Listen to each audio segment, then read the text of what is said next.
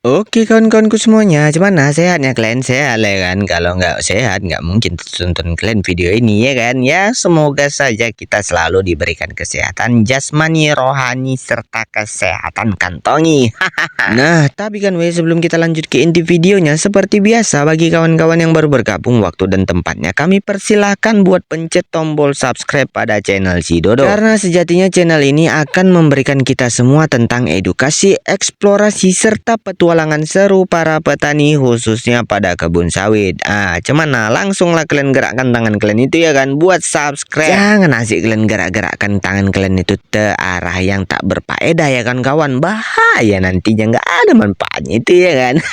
Nah, ngomong-ngomong tentang kelapa sawit, negara Indonesia merupakan raja atau penguasa sawit di dunia. Luasan kebun sawit yang berada di negara kita ini, bahkan hasil sawit negara kita ini sangat melimpah ruah. Namun, kira-kira seberapa berpengaruhkah sawit milik Indonesia di mata dunia? Nah, kalian penasaran? Yuk, sini kita bahas sekarang. Nah, jadi berhubung hari ini kami melakukan panen ya kan. Jadi latar videonya ya ini aku videokan juga lah proses pembuatan sawitnya. Jadi sekalian juga kita ya kan bercerita tentang bagaimana pengaruh sawit Indonesia di mata dunia. Karena pengaruh sawit Indonesia sangat besar, bahkan strategis untuk pasar pangan seperti energi, biodiesel, dan industri bahan baku global. Karena sejatinya Indonesia adalah pemasok utama yang bisa mempengaruhi ketersediaan dan harga minyak nabati di dunia. Wih, mana? Apa nggak ngeri nih kira-kira Indonesia di mata dunia ya kan? Bahkan Indonesia juga sekaligus sumber lapangan kerja dan devisa yang mencakup dalam lautan besar. Tetapi hal ini juga menjadi fokus perdebatan antara lingkungan dan perdagangan internasional. Nah, dikarenakan di negara kita yakni Indonesia merupakan salah satu negara penghasil sawit terbesar di dunia. Nah, jadi hal yang paling menonjol sebagai Indonesia menjadi raja sawit dunia yakni besarnya skala dan pangsa pasar global. Karena Indonesia adalah produsen terbesar di dunia, sekitar kurang lebih dari 58% dari produksi dunia. Bahkan Indonesia mampu mengeluarkan puluhan juta ton setiap tahunnya. Hal ini bisa menjadi angka yang cukup besar di mata dunia. Indonesia mampu mengeluarkan sekitar 46 juta ton sawit. Bahkan hal ini hanya untuk data periode 2024-2025. Kalian bayangkanlah cemana lah ngerinya Indonesia ini di mata dunia dalam perurusan kelapa sawit ya kan. Nah, itu belum digabung dengan Malaysia, karena kedua negara tersebut Indonesia dan Malaysia menyuplai 80% ekspor palm oil dunia, sehingga pasar sangat terkonsentrasi di Asia Tenggara. Produksi tahunan yang disebutkan industri atau government kadang berbeda dengan GAPKI dan sumber nasional lain. Bahkan sumber nasional lain memberi angka produksi ekspor yang lebih sedikit lebih tinggi tergantung cakupan dan tahun laporan. Hal itu menjadi hal yang wajar karena sejatinya Indonesia merupakan raja sawit dunia. Indonesia juga mendominasi pasokan global. Kemudian yang kedua, kelapa sawit sangat berkontribusi dalam ekonomi nasional. Apalagi kelapa sawit ini bisa menghasilkan devisa dan lapangan kerja. Karena nilai ekspor pada tahun 2024, nilai ekspor sawit yang dimiliki Indonesia tercatat puluhan miliar. Itu bukan miliar rupiah, melainkan miliar US dollar. Nah, menurut data dan analisis melaporkan nilai ekspor sekitar 27,7 miliar US dollar untuk di tahun 2024 aja. Ekspor ini merupakan ekspor yang besar dan merupakan ekspor yang penting untuk neraca perdagangan dan devisa. Bahkan kelapa sawit juga menyediakan penyediaan lapangan kerja, karena sejatinya sektor sawit menyerap jutaan orang. Kurang lebih dari estimasi umumnya, kurang lebih yakni 16 juta orang gabungan dari pekerjaan langsung dan tak langsung, yaitu termasuk pekerja pabrik, buruh kebun, pengolahan, transport dan usaha hilir. Nah, banyak juga dari kelapa sawit ya kan. Keluarga-keluarga petani kecil bergantung pada kelapa sawit. Kelapa sawit memiliki dampak ke ekonomi lokal. Nah, pembangunan jalan seperti fasilitas perdagangan lokal dan multiplikator ekonomi di wilayah agraris. Sifat ketergantungan kelapa sawit ini membuat kebijakan sawit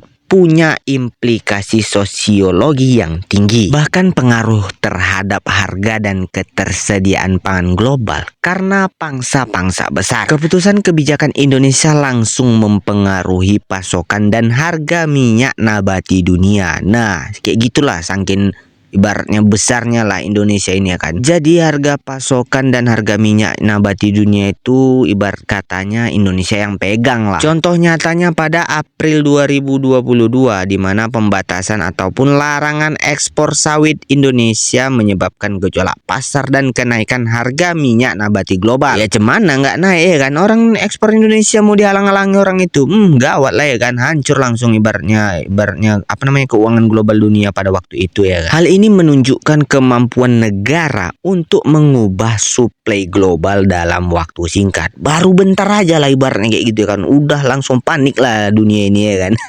Selain itu, kebijakan domestik seperti mandat biodiesel B30 ataupun B40 dan berencana bahkan di B50. Hal ini meningkatkan konsumsi domestik sehingga mengurangi volume ekspor dan mempengaruhi keseimbangan pasokan global. Bahkan pemerintah juga mengatur atau mengenakan bea atau levy ekspor untuk mendanai program biodiesel. Semua itu punya efek langsung pada arus perdagangan dunia. Nah, kira-kira mengapa sih rantai dan nilai dan penggunaan masih banyak permintaan tetap kuat dari negara-negara lain? Karena minyak sawit Indonesia itu dipakai secara luas. Makanan bisa dibuat seperti makanan, minyak goreng, margarin, dan produk olahan. Produk olahannya mencapai seperti kosmetik, bahan kimia, sabun, deterjen, dan biodiesel karena hasil per hektar lebih tinggi dari minyak nabati lain. Makanya permintaan di seluruh dunia ini akan kelapa sawit Indonesia itu masih menjadi yang terbesar. Ditambah lagi nilai domestik bahkan strategi yang sedang didorong pemerintah agar tidak cuma ekspor CPO mentah. Kemudian seberapa berpengaruhkah Indonesia di mata dunia, termasuk di dalam mitra dagang utama dan dampak geopolitik seperti para pembeli ekspor CPO ataupun pembeli dari luar negeri ini, yakni dengan pembeli utamanya negara yang berasal dari India, Cina, Uni Eropa, Pakistan, dan bahkan pasar-pasar besar lainnya. Pola pembelian ini merupakan pola pembelian yang berubah-ubah. India kemungkinan besar sering menjadi importir terbesar per bulan ataupun triwulan. Hal ini tergantung pada permintaan dan harga. Data ekspor per negara dicatat resmi oleh BPS ataupun Gapki. Secara geopolitik, karena ketergantungan negara-negara pengimpor, maka kebijakan Indonesia bisa mencapai kebijakan ekspor ataupun kenaikan bea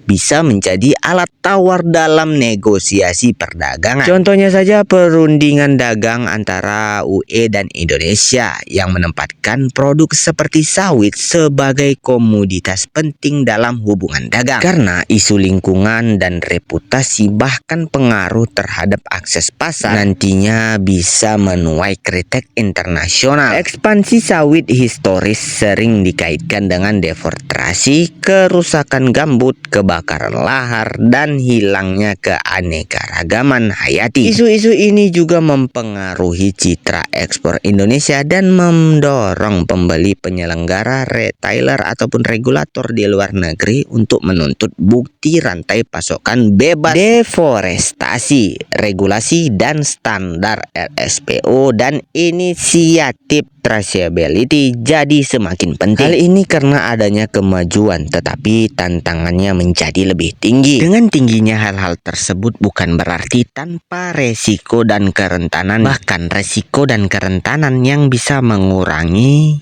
pengaruh dari ketergantungan pasar. Tentunya India dan Cina bahkan EU membuat posisi Indonesia rentan jika tidak ada tarif diskriminasi ataupun regulasi baru. Contohnya, ancaman tarif dari negara lain bisa mengubah arus ekspor. Jika sudah Indonesia mengubah arus ekspor, maka akan terjadi gejolak pada perdagangan ataupun nilai pada perdagangan pasar di dunia. Nah, sebab pengaruh itu loh kira-kira Indonesia di mata dunia. Ngeri nggak? Nah, jadi kesimpulannya yakni seberapa berpengaruh Indonesia di mata dunia? Jawabannya sangat berpengaruh karena Indonesia mendominasi volume lebih dari setengah produksi dunia dan peran besar dalam ekspor ataupun devisa serta penyerapan tenaga kerja. Tindakan atau kebijakan Indonesia terkait sawit punya dampak nyata di pasar global. Bahkan harga pasokan ataupun kebijakan energi baik biodiesel dan negosiasi perdagangan